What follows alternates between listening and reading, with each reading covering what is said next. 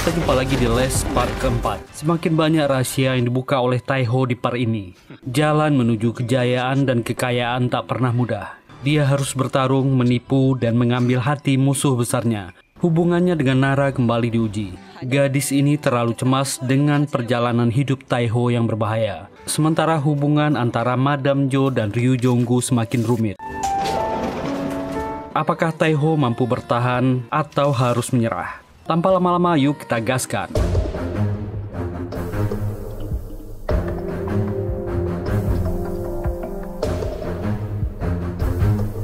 Suasana di ruangan itu memanas. Mantis mengeluarkan pisau kerambitnya. Tiba-tiba bel berbunyi dan Taiho masuk ke ruangan itu. Carter langsung menyapanya. Dia sudah mencari Taiho kemana-mana. Carter menanyakan apa dia yang menghabisi Sersan B. Taiho menjawab dia tak tahu apa-apa dan tak ada hubungannya dengan itu. Carter menantang Taiho untuk duel agar menyelesaikan masalah ini. Dia akan menuntaskan duel yang diminta Sersan B kepadanya dulu. Jika dia menang, dia tak akan memperpanjang ini lagi. 3 hari lagi, jam 3 siang di atap gedung Yunjung. Hong San langsung cemas karena Taiho menyetujui duel ini. Sebelum Carter pergi, dia menasihati Mantis. Tuhan ada di atas sana, bukan di dalam ruangan itu. Di dalam, Hong San berkata, untuk sementara Taiho harus pergi dulu. Jangan kembali ke stasiun Seoul sampai urusan ini selesai. Taiho menjawab, untuk menyelesaikan ini dia tak punya jalan mundur. Dia akan melakukan duel ini. Hong San tak setuju. Dengan kemampuan Taiho sekarang, dia belum bisa menghadapi monster seperti Carter. Dia tak ingin Taiho terluka, karena itu akan mengganggu rencananya. Tapi Taiho punya rencana lain. Dia akan membuat Hong San makin percaya dengannya. Dia berkata akan membuktikan diri dia layak menjadi bawahan Hong San. Dan Taiho pun pergi. Hong San tak ingin rencananya gagal. Jika terjadi apa-apa dengan Taiho, dia memerintahkan Mantis, lakukan pembersihan sebelum duel ini terjadi. Carter kembali ke tempat Jonggu. Saat itu Jonggu bersiap mencari alamat anaknya. Carter menyangka Jonggu akan pergi berkencan dengan Madame Jo. Nikmati harinya. Jonggu pun menemui Mijo. Dia sudah mendapatkan info dari pusat bantuan. Kemungkinan anaknya Eunji berada di Busan. Tak masalah anaknya ketemu atau tidak. Ketika dia kembali nanti, dia akan meninggalkan stasiun Seoul. Jonggu tak akan meminta Mijo untuk ikut. Selama dia akan pergi ini, pikirkanlah, pertimbangkanlah apa dia layak untuk Mijo atau tidak. Mijo hampir tak bisa menahan perasaannya.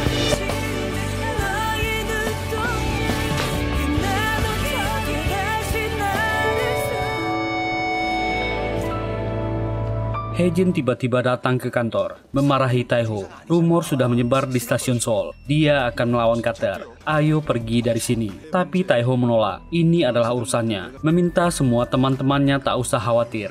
Sementara Nara merasa gelisah. Hari itu dia tak mendapat kabar dari Taiho. Sedangkan Taiho memutuskan berlatih. Paling tidak dia harus melatih tubuhnya dan mempersiapkan dirinya.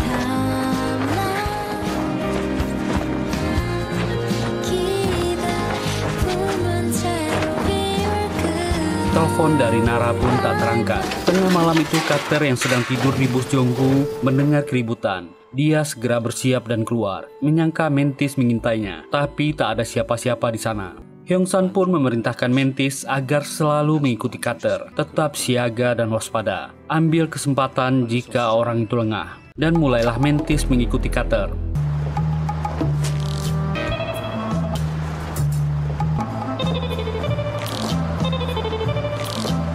Ternyata surat bukti kejahatan Hong San disimpan Carter di sebuah loker di stasiun.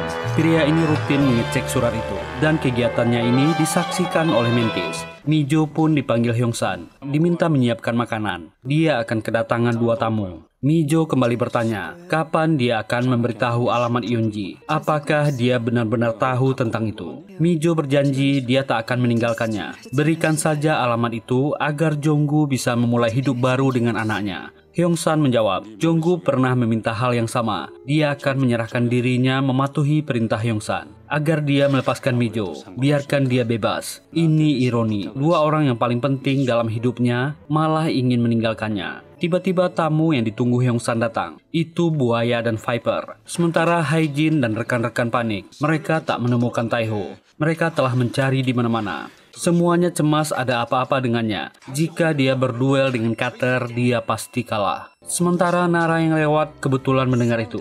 Semuanya langsung pucat dan panik. Sementara itu, Taiho sibuk berlatih di sebuah gudang yang tak terpakai. Ternyata Jonggu tak jadi pergi mencari anaknya. Dia sudah mendengar Carter akan berduel dengan Taiho. Dia akan menggantikannya. Taiho bukanlah lawannya. Jika dia menang, ambillah posisi nomor 2. Carter menolak karena sepertinya luka Jonggu belum sembuh. Tiba-tiba dia menyerang perut Jonggu yang terluka. Dia meminta maaf. Tujuan duelnya dengan Taiho adalah untuk mengingatkan Hyung-san. Tujuan awal mereka merebut stasiun Seoul tentang kepercayaan dan kesetiaan. Dia tak berniat membunuh Taiho. Dan lemari loker itu berhasil dibuka oleh Mantis. Dia mengambil surat itu dan membacanya. Taiho sudah bersiap untuk melakukan duel di hari itu. Dia akan pergi ke lokasi tujuan. Sementara Nara sibuk mencarinya, mencoba menelpon-nelpon Taiho. Bahkan dia mencari ke kantornya, tapi Taiho tak ada di sana. Taiho pun sampai di lokasi, tapi Carter belum datang. Ternyata Carter dibawa menuju pabrik oleh Buaya dan Viper. Lebih baik menunggu dulu di sini sebelum pergi berduel. Buaya memberikan minuman dingin kepada Carter. Viper terbayang pembicaraannya malam itu dengan Hyung-san. Berani-beraninya mereka berdua mengisi perut dengan uangnya, tapi malah mencuri darinya. Merekalah yang memprovokasi Carter. Selesaikan instruksinya, atau mereka pergi dari stasiun Seoul. Dan minuman racun itu membuat tubuh Carter melemah. Kedua orang ini langsung meminta maaf. Mereka tak punya pilihan. Carter menghajar kedua orang ini. Saat itulah Mantis tiba dengan pisau kerambitnya.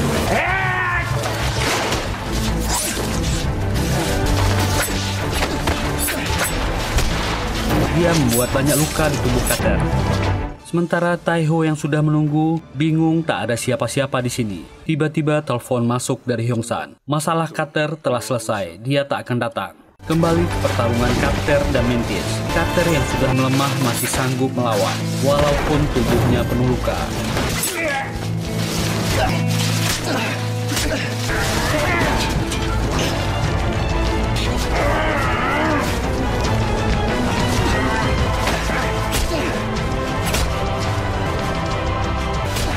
Karena racun itu semakin bekerja, Carter pun tak sanggup bangun lagi.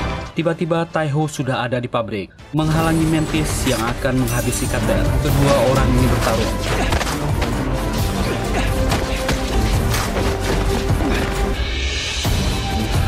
Taiho menyuruhnya pergi. Ini adalah duelnya. Mantis tentu menolak. Dia harus menyelesaikan tugasnya. Taiho pun dengan nekat menyuruhnya lewati dan habisi dia kalau dia masih ingin membunuh Carter. Mantis terpaksa menolak. Pimpinan masih membutuhkan Taiho. Karena itulah Sersan B dia habisi.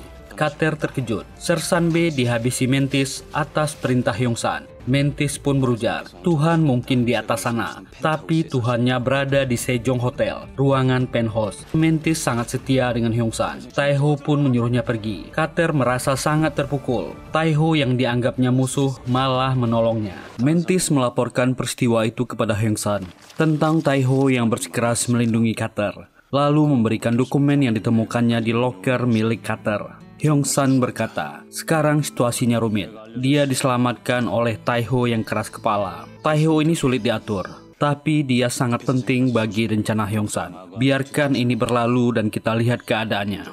Nara menemui Taiho di atap klinik. Dia memarahi Taiho yang tak jujur padanya karena dia sudah berjanji. Taiho memintanya jangan cemas, dia baik-baik saja. Nara merasa marah dan kecewa. Jika terjadi apa-apa, bagaimana dia akan menanggungnya? Taiho meminta Nara mengerti. Di pundaknya nasib kawan-kawannya dia tanggung. Kadang-kadang dia akan berada dalam keadaan berbahaya. Dia harus bisa bertahan. Meminta Nara percaya kepadanya. Tapi Nara belum bisa menerimanya. Dunia Taiho belum bisa gadis ini pahami. Taiho tak bisa memilih antara cinta dan tujuannya. Dia akan menjalani semampunya. Carter yang berada di tempat tidur bicara dengan Jonggu.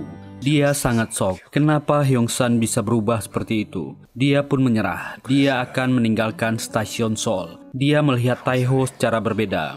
Pemuda itu bisa diharapkan. Bantulah dia semampu Jonggu. Tetaplah di stasiun Seoul untuk melihat perubahan yang dibawa pemuda itu. Setelah sembuh, Carter melihat lagi tempat itu. Penuh kenangan baginya. Tapi dia harus tetap melangkah dan meninggalkan semuanya.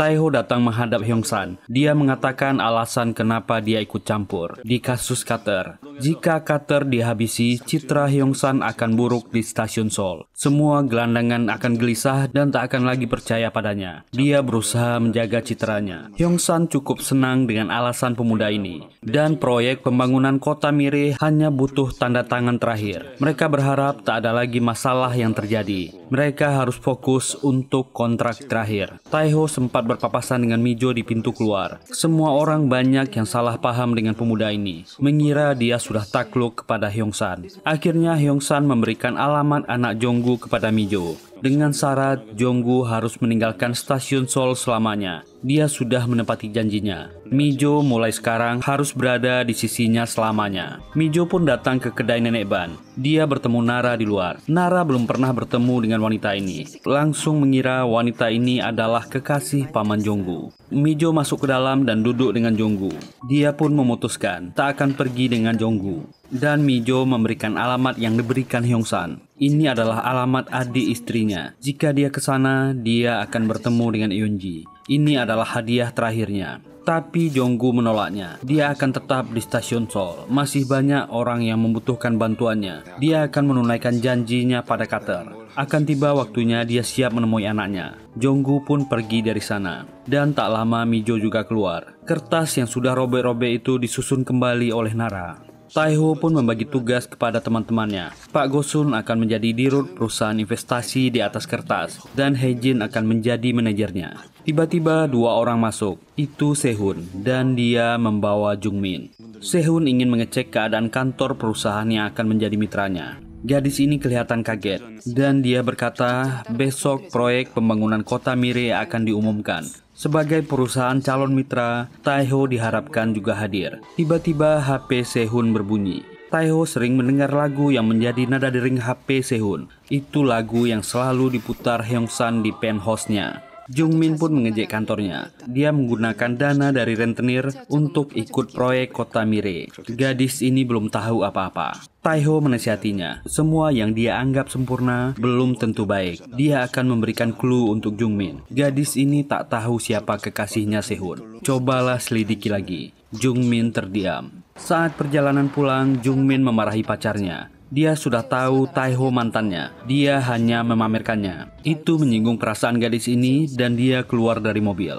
Tae-ho pun semakin penasaran, mencoba mengurut pertemuannya dengan Sehun. Dia sangat yakin ada rahasia besar antara Hyung-san dan Sehun. Saat itu musim panas. Semua gelandangan diusir dari stasiun selama masa pembersihan. Mereka jadi tak punya tempat tidur dan tak tahu harus kemana. Saat Jonggu pulang, dia menemukan Tae-ho di gudangnya dan memberikan kunci loker. Carter memberikan ini sebagai tanda terima kasih. Dia berpesan Tae-ho pasti tahu maksudnya karena dia orang yang sangat cerdas dan Carter tak pernah membunuh orang 5 tahun yang lalu. Dia hanya menggantikan Hyung-san di penjara. Di dalamnya ada rahasia besar tentang jati diri Hyung-san. Ternyata Carter sudah tahu dia dimata-matai Mantis. Dia sengaja menyimpan di 2 loker untuk jaga-jaga. Dan Tae-ho membuka loker yang di bawah dan membacanya. Di situ tertulis Kwak Hyung-soo, 35 tahun, diadopsi di Kanada. Hari itu Hyung-san berada di luar kantor Hanjung Group dan terbayang masa lalunya ketika melihat CEO Yoon Il-jong. Ternyata Hanjung Group adalah perusahaan yang didirikan oleh Kwak In-kyung, ayah Hyung-san, dan Yoon Il-jung. Perusahaan ini awalnya cuma supermarket biasa dan berkembang pesat di tangan kedua orang ini. Dan Il-jung menyampaikan hari itu para pemegang saham setuju untuk mengeluarkan In-kyung dari perusahaan. Tapi In-kyung yang tak terima akan membongkar semua kasus Il-jung yang menggelapkan uang perusahaan. Tiba-tiba sakit jantungnya kambuh, obatnya terjatuh dan malah ditendang oleh Yoon Il-jung. Semua itu disaksikan oleh Hyung-san remaja. Dia pun terlambat mengambil obat itu. Ayahnya telah meninggal. Tak lama setelah itu, ibunya juga meninggal karena shock. Dia masih melihat Yoon Il Jung mengunjungi rumahnya, memberikan kartu nama. Hyung San dengan geram berkata kepada adiknya, "Ingatlah wajah orang itu. Dialah yang membunuh ayah kita." Dan Hyung San turun dari mobil. Sehun kaget melihat kakaknya. Pengawal segera menghalangi Hyung San. Hyung San pun berteriak, memanggil CEO Yoon. Dia adalah Kwa Hyung San. Kwa In Kyung adalah ayahnya. Orang tua ini kaget, lalu mengajak Hyung San bicara berdua. Orang tua ini dengan ramah bicara dengan Hyung San. Apalagi Hyung San mengaku adiknya Hyung Soo sudah meninggal akibat kecelakaan ketika kuliah di Amerika. Dia pun merasa bersedih dan memuji pencapaian Hyung San sekarang. Dia tak tahu Hyung San ternyata berminat ikut di proyek Kotamiri. Dia akan merekomendasikannya. Tapi karena tak punya banyak waktu, Pak Tua ini ingin bertemu lain kali. Dia pun pamit. Jika ingin bertemu, langsung saja. Pintu kantornya terbuka untuk Hyung San. Di mobil, Seo Yoon memerintahkan Sehun, selidiki semua perusahaan yang dimiliki Hyung San. Laporkan padanya jika ada yang mencurigakan. Taeho datang ke penthouse kediaman Hyung San. Dia dihalangi Mantis dan disuruh pergi. Pimpinan tak menerima tamu hari ini. Ternyata di dalam, Sehun sedang berbicara dengan kakaknya. Kenapa dia muncul di Hanjung Group? Itu akan mengacaukan rencananya. Ternyata Hyung San ingin memberikan tekanan kepada CEO Yoon agar dia curiga dan sibuk padanya. Sementara perusahaan bayangan mereka yang dikelola Taeho akan menguras Hanjung Group. Dan di parkiran, Taeho melihat Sehun turun. Dia ternyata belum pulang. Taeho mencoba menyelidiki latar belakang Sehun, dibantu Yongchil. Dia harus tahu apa hubungan orang ini dengan Hyung San. Dia meminta Yongchil segera menggali semua tentang orang ini. Nara pun datang ke gudang Jonggu. Dia kaget ternyata banyak gelandangan yang berkumpul di sana. Sebagian gelandangan yang terusir di stasiun ditampung di gudang Jonggu. Nara pun memberikan kertas yang telah disambungnya kembali. Dia minta maaf telah menguping pembicaraannya dengan Mijo. Carilah anaknya dan minta maaf kepada Nona Mijo. Jonggu menggodanya. Kenapa dia mengurus ini? Apakah hubungannya sedang bermasalah dengan Taeho? Meskipun Taeho kadang-kadang jahat, dia adalah orang yang baik. Nara pun merajuk ketika digoda. Dia mengambil kertas itu dan pergi dari sana. Taeho datang ke kantor Hyung San dan melaporkan perusahaan bayangan mereka sudah mendapatkan kontrak pembangunan kota Mire. Hyung San memberikan bonus untuknya. Bagikan untuk karyawannya, beristirahatlah beberapa hari ini. Mijo diutus untuk menggoda anak kedua Hanjung Group, Yoon Jae-suk. Orang ini memang terkenal playboy dan penggila wanita. Saat Taeho kembali ke kantor, ternyata Haejin dan Yongchil sedang bertengkar. Haejin sibuk meminta Yongchil meretas situs judi karena dia kalah banyak. Yongchil tentu menolaknya. Dia bukan budak Haejin. Yongchil ingin pergi dari kantor. Dia sudah menghasilkan cukup uang dan akan kembali ke jalan. Sementara Haejin juga merajuk ketika dimarahi Taeho. Taeho mengingatkannya, dia bisa hancur jika kembali berjudi. Haejin merasa muak diatur-atur. Dia juga akan mengundurkan diri. Uangnya juga sudah cukup. Taeho pun pusing melihat kelakuan teman-temannya. Yongchil malah ke stasiun bawah tanah. Banyak orang baru di sana. Si baju hijau bilang anggota lama banyak menginap di tempat gudang Paman Jonggu. Tiba-tiba nomor 2, si buaya datang. Dia mengejek Yongchil mengira dia telah dibuang oleh Taeho dan meminta salinan KTP-nya karena semuanya menyetor. Karena tak mau Yongchil dihajar, Jonggu pulang ke gudangnya dan kaget melihat Yongchil babak belur. Dia dihajar buaya dan salinan KTP-nya dirampas. Jonggu mengajaknya untuk ikut. Disinilah tempat mangkal si buaya. Dia menyuruh Yongchil untuk datang dan meminta sendiri miliknya. Sementara dia akan tiduran di pojokan. Yongchil meminta salinan KTP-nya, tapi buaya tak takut karena Jonggu sedang tidur. Kembali Yongchil dihajar. Haejin yang sudah mendengar kabar itu datang berlari dan melindungi Yongchil. Tiba-tiba Jonggu bangun, sudah cukup, dan meminta buaya mengembalikannya. Buaya pun tak berani melawan. Salinan KTP itu kembali. Yongchil lalu dirawat dan diobati di klinik Nara. Barulah Yongchil sadar, hidup di luar ternyata berat. Dia akan kembali ke rumah kontrakan Nenek Ban dan bekerja kembali. Saat itu semuanya sedang pesta di rumah Nenek Ban karena Kang Du sedang ulang tahun. Dan Taeho datang ke sana, membuat Nara salah tingkah. Tapi Taeho hanya mengucapkan selamat kepada Kang Du dan segera pamit karena dia ada urusan. Nara segera mengejarnya. Gadis ini sebenarnya sadar dia terlalu keras kepada Taeho. Dia akan memberi Taeho kesempatan sekali lagi dan akan lebih mencoba untuk memahaminya. Dia sudah tahu alamat putri Paman Jonggu. Apakah Taeho bersedia menemaninya? Pemuda ini tersenyum. Kalau dia tak sibuk, dia akan menemani Nara. Hyungsan memang sedang merencanakan sesuatu yang besar. Kita belum tahu tujuan sebenarnya. Mengeruk uang sebanyak-banyaknya dan menghancurkan proyek kota Mire dari dalam. Cetak biru akan siap setelah Taeho kembali dari liburan. Dia meminta adiknya tetap fokus. Rencana besar mereka jangan sampai gagal. Mijo pun duduk di kedai Pojang Macha, minum soju sendirian sampai mabuk. Bahkan beberapa preman berani menggodanya. Hyungsan pun sampai di sana. Pria ini mengenalinya. Dengan takut langsung mundur.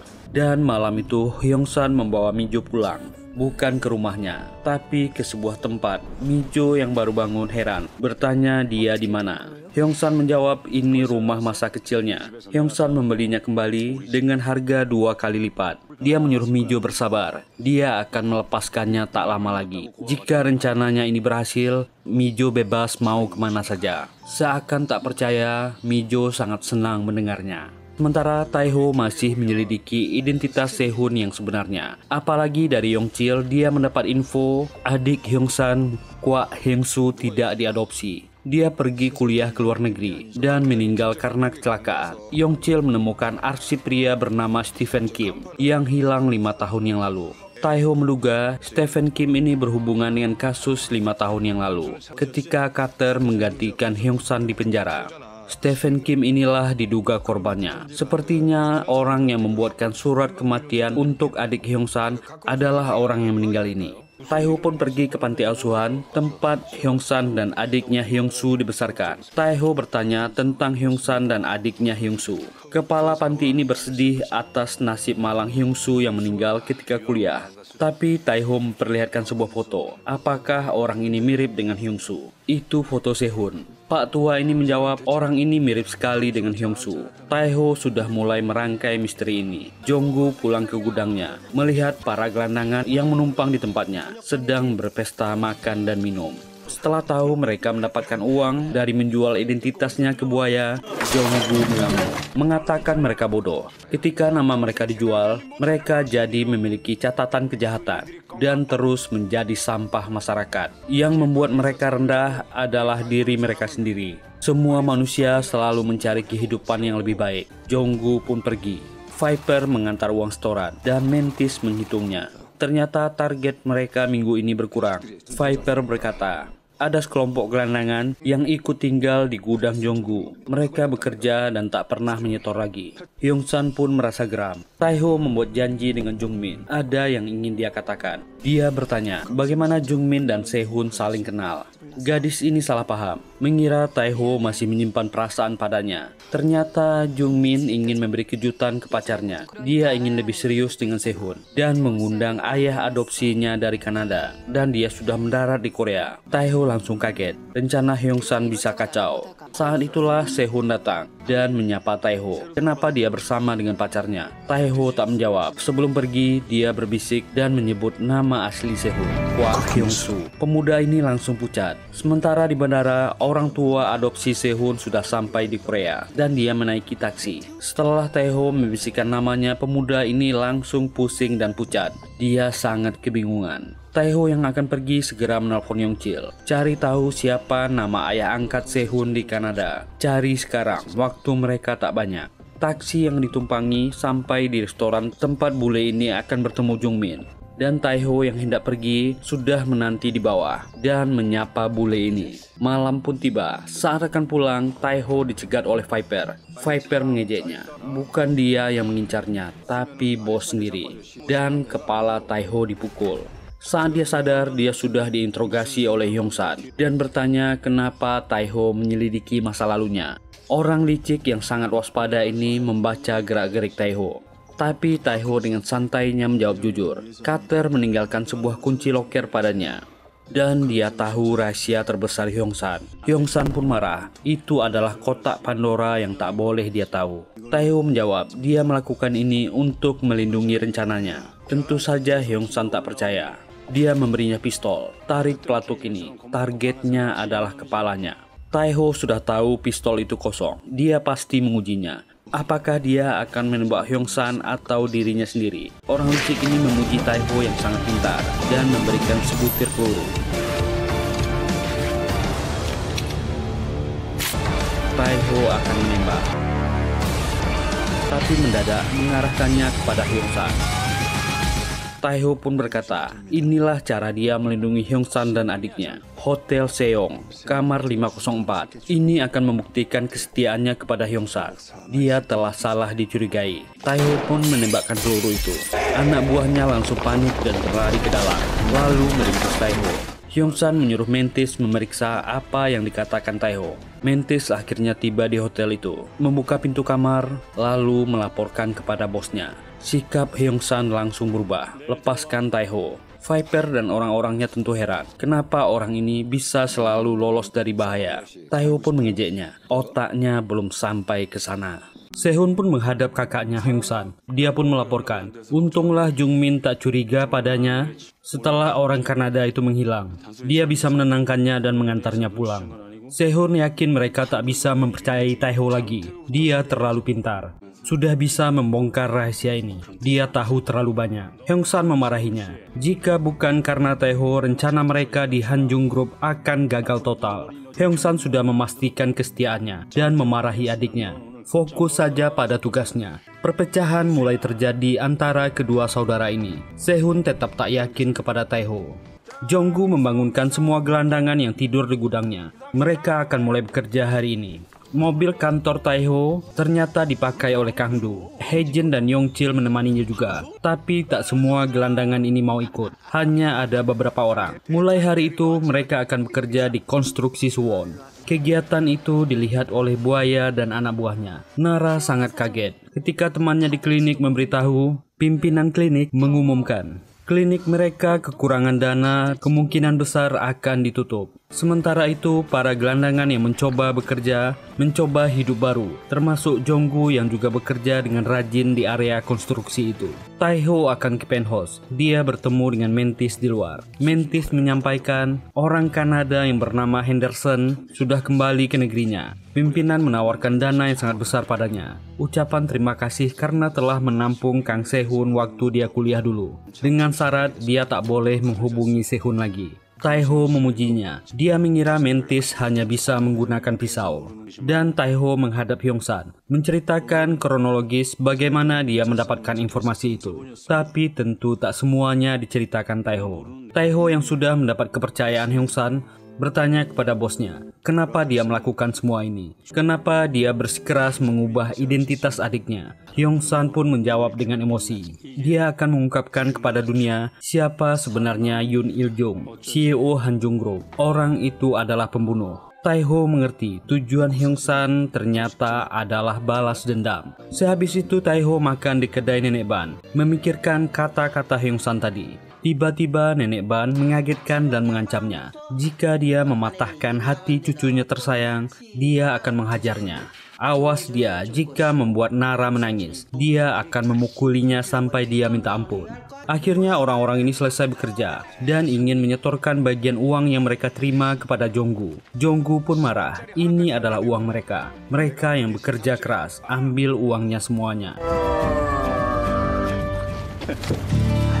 Dan gesekan mulai terjadi. Haejin dan rekan-rekannya sedang beristirahat dan menghitung penghasilan mereka hari ini. Saat itulah tiba-tiba Buaya datang. Melihat ada uang yang banyak, mereka harus menyetor segera. Kang Do langsung marah.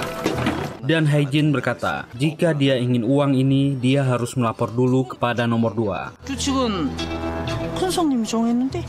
Kang Do menyuruh Buaya menutup mulutnya. Buaya pun emosi menyuruh anggotanya untuk menghajar orang-orang ini, dan perkelahian pun tak terelakkan.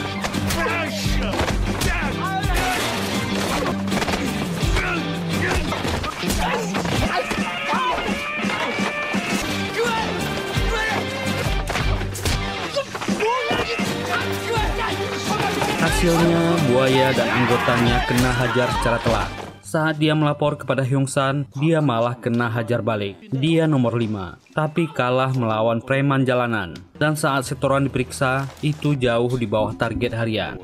Hyung-san pun langsung marah dan mengata-ngatai kedua orang ini. Viper pun meminta maaf. Alasan kekacauan ini terjadi adalah karena Jonggu yang ikut campur. Viper meminta izin. Dia akan menyelesaikan ini. Memohon agar diizinkan berduel dengan Jonggu. Hyung-san pun mengizinkan. Dia cukup berani. Buaya pun mencemaskan Viper. Dia pasti kalah melawan Jonggu. Viper mengatakan mereka tak punya pilihan. Tapi dia punya rencana lain. Dia memerintahkan Buaya beritahu semua anggota di bawah mereka jika ada yang menolak menyetor, hajar sampai mampus. Nara datang ke rumah, melihat orang-orang ini terluka. Karena klinik ditutup, mereka tak bisa berobat secara gratis. Nara mencemaskan keadaan orang-orang ini. Dia ke dalam dan akan mengambil obat. Tak sengaja Nara menemukan buku tabungan neneknya. Di situ tertulis tabungan pernikahan Nara.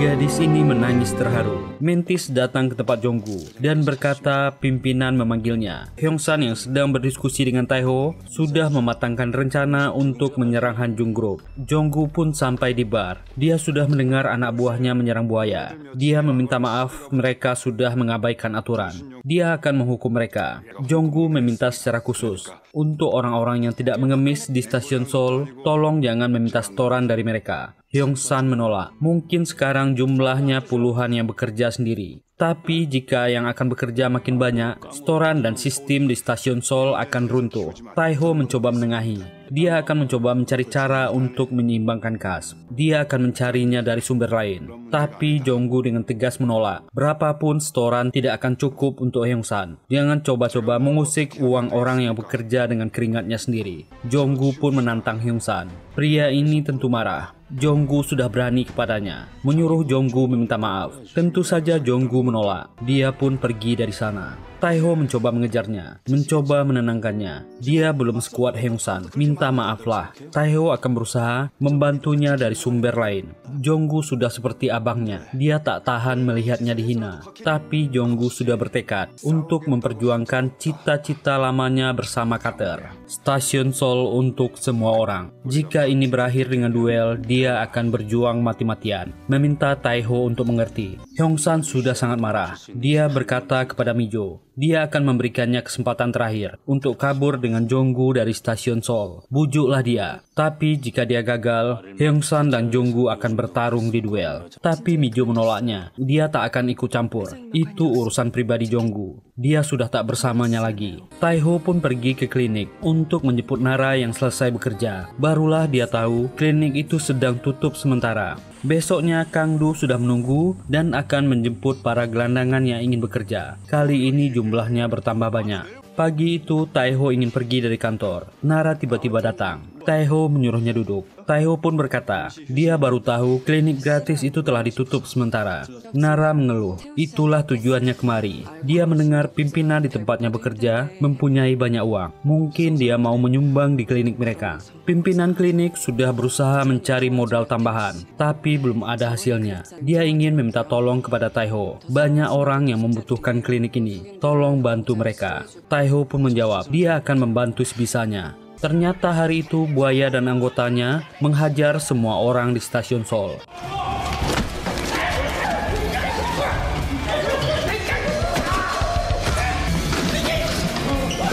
Sementara Viper menuju taman, melihat banyak orang tua di sana dan ada Pak Tua Gosun. Viper membawanya dan beberapa orang tua. Dia akan membedah mereka untuk menutup setoran kepada Hyung-san. Walaupun dia tahu Pak Tua Gosun orangnya Taeho. Taeho berjumpa dengan Sehun untuk mengambil dokumen penting rahasia perusahaan Hanjung Group. Taeho pun memberinya nasihat. Jungmin adalah wanita yang ambisius. Dia tak mudah dibodohi. Yang perlu dia pikirkan sekarang adalah melindunginya atau mengkhianatinya. Itu adalah pilihannya. Dan Taiho memberikan dokumen itu kepada Hyung-san. Dia akan menggunakan orang-orang yang sama waktu menyerang Ketua Jung. Hyung-san memperbolehkannya pergi, tapi Taiho menyampaikan ada klinik gratis di seberang stasiun Seoul yang mengobati gelandangan dan tunawisma. Karena mereka kekurangan dana, tempat itu ditutup. Mungkin saja Hyung-san bisa membantu. Ini akan membuat citra Hyung-san semakin baik di kalangan gelandangan. Tapi Hyung-san malah memarahinya.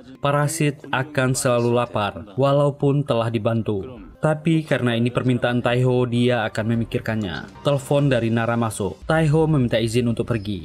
Mantis juga memohon kepada bosnya. Dia dulu juga dilahirkan di klinik itu. Dia harap Hyung-san mau membantu. Pak Tua Yang datang ke klinik, menyuruh Nara menghubungi Taiho. Pak Tua Gosun dibawa oleh Viper dan anak buahnya.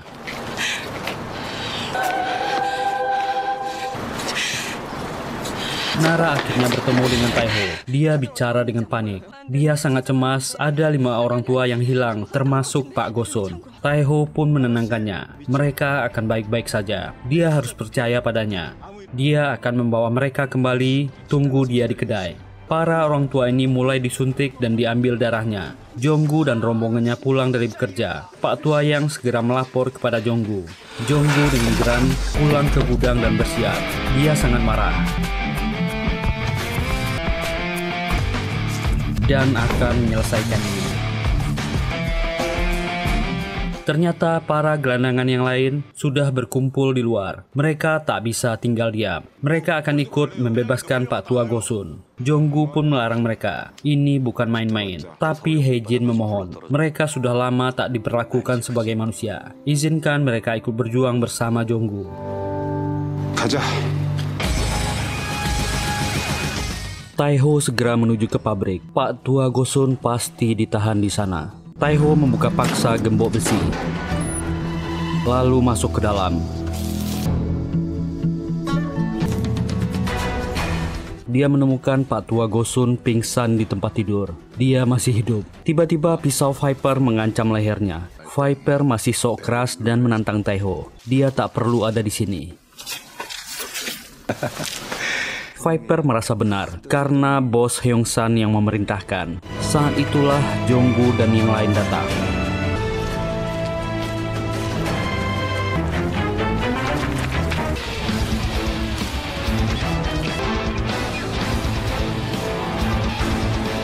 Sementara Mantis melaporkan situasi kepada bos Hyung-san. Jonggu datang ke pabrik. Keributan akan segera pecah.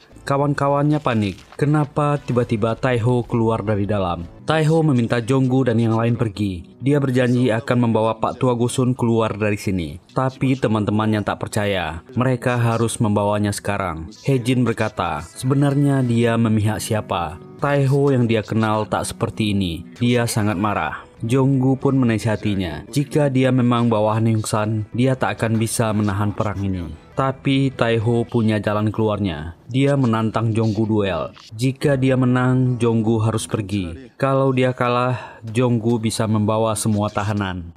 Mereka berdua segera bersiap. Hae-jin bingung. Kenapa dua orang yang dihormatinya melakukan duel ini? Keduanya mendekat. Jonggu berkata, karena dia nomor 2, dia hanya akan menggunakan tenju. Mereka membuka kuda-kuda dan memulai pertarungan ini.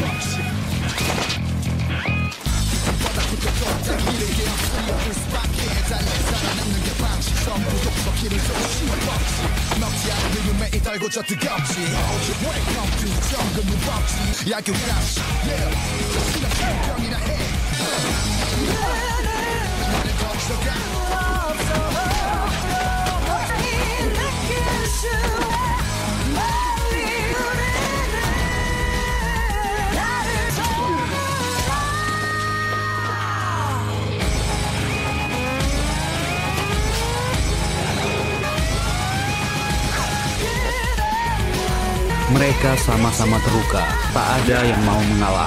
Hyung-san dan Mantis sampai di pabrik. Buaya melapor Taiho dan Jonggu melakukan duel. Hyung-san masuk dan melihat pertarungan itu.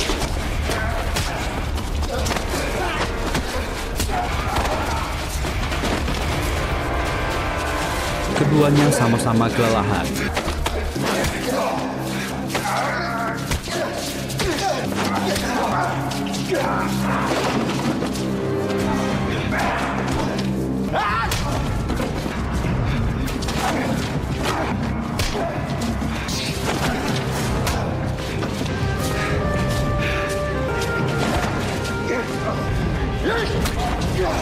여기서 그만 끝냅시다.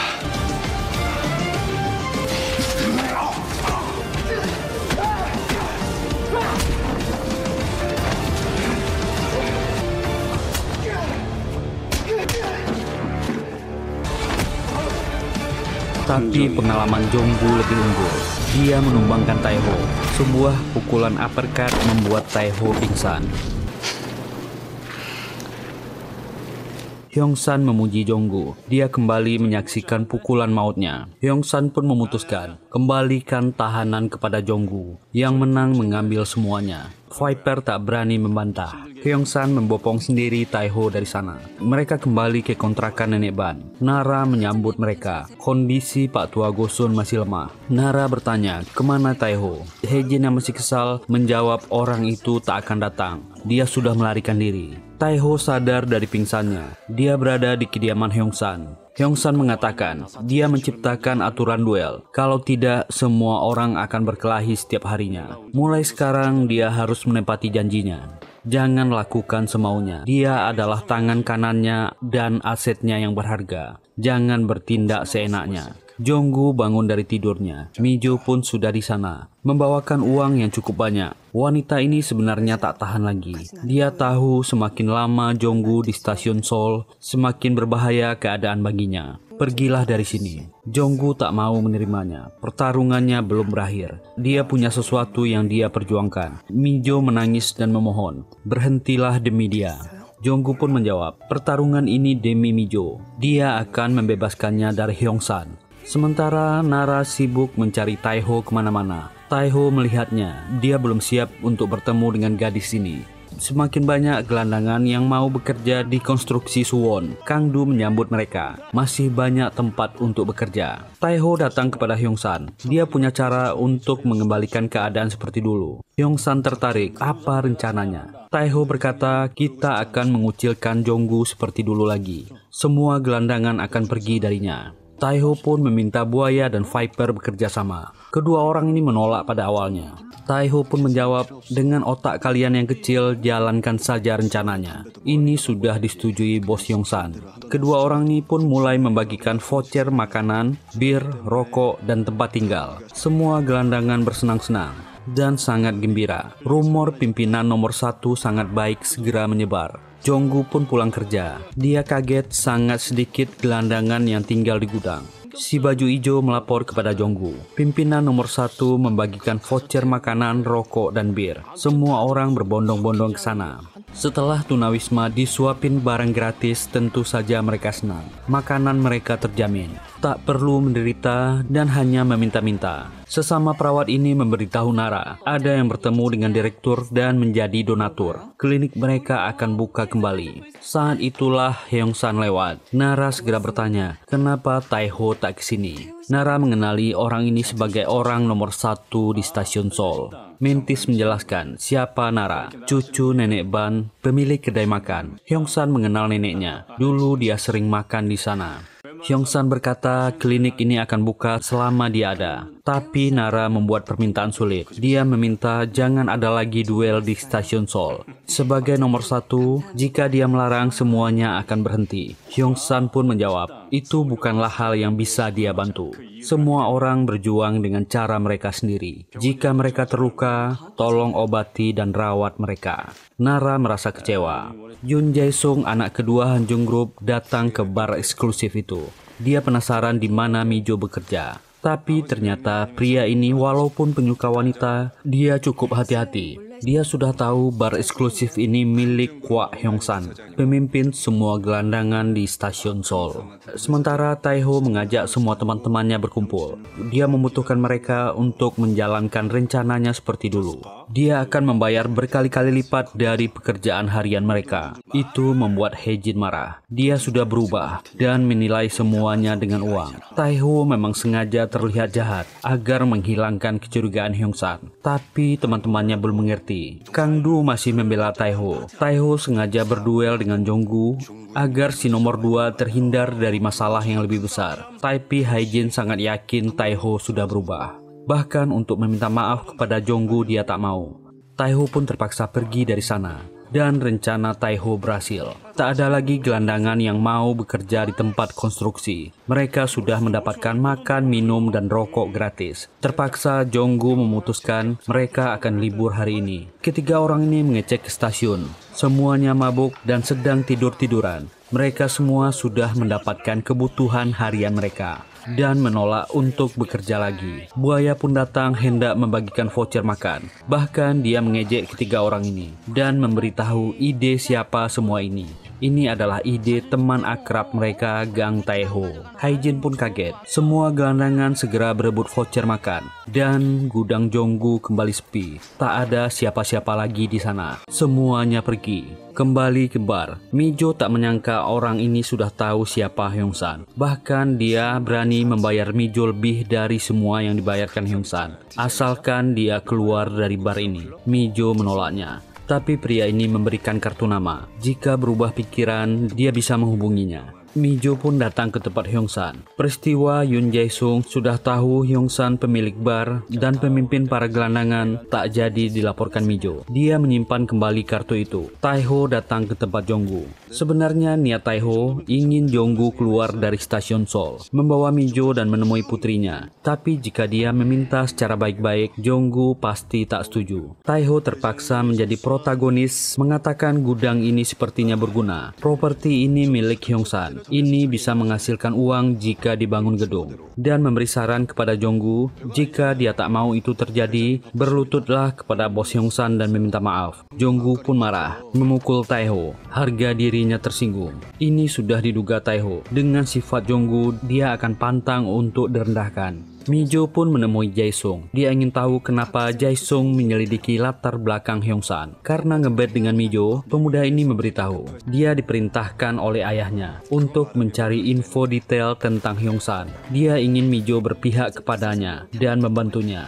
Dia akan memberikan kemewahan padanya jika dia setuju dan mengabulkan semua permintaannya. Mijo pun mulai tergoda. Dia hanya ingin bantuan agar dirinya dan kenalannya bisa meninggalkan stasiun Seoul dan hidup di luar negeri. Haijin, Kang Du, dan Pak Gosun duduk di kedai nenek Ban. Haijin sangat kesal. Taiho berubah dan menjadi budak Hyung-san. Tapi Kang Du yakin Taiho sedang merencanakan sesuatu. Nara mendengar semua itu dengan hati gelisah. Dia pun mulai menyangka Taiho berubah. Ternyata memang benar. Madam Jo menemui Jonggu. Jika dia setuju, mereka akan bersama-sama ke luar negeri. Selama mereka di Korea, Hyung-san pasti bisa menemukan mereka. Ada orang yang bersedia membantu. Tapi Jonggu tetap keras kepala. Harga dirinya terlalu tinggi dan dia menolak. Taiho bertemu dengan Sehun, mengurus dokumen untuk proyek kota Mire. Saat Taiho akan pergi, pemuda ini kelepasan. Walau Taiho melakukan kegagalan di proyek Dadongbyo, dia kehilangan 35 miliar won. Kakaknya tetap mempercayainya. Ketika pulang, Taiho merasa aneh. Kenapa Sehun bisa tepat menebak nilai kerugiannya? Bagi yang lupa, ini adalah proyek kegagalan trading Taiho di awal film. Dan rencana yang ada di dokumen itu sangat mirip dengan rencana waktu dia trading di awal film. Taiho mulai berpikir keras, mengingat lagi perkataan Direktur Jung dan Hyung-san. Dia merasa sangat aneh. Dia harus menyelidiki ini. Taiho pun berlari ke rumah nenek Ban. Dia memohon kepada Haejin untuk membantunya. Awalnya Haejin menolak. Taiho bukan lagi teman mereka dan mengusirnya. Pak Tua Gosun memarahinya. Kenapa dia tak membantu Taiho? Ingatlah dulu dia sangat baik dan menolong kita semua. Haejin pun mengejar Taiho. Kali ini dia akan membantu, asal ada bayarannya. Hyung-san datang ke bar. Dia menanyakan kabar Mijo yang tak masuk kerja kemarin. Mijo pun mengaku dia demam. Tapi orang licik ini sudah tahu Mijo menemui Jae-sung diam-diam kemarin dan tak melapor kepadanya.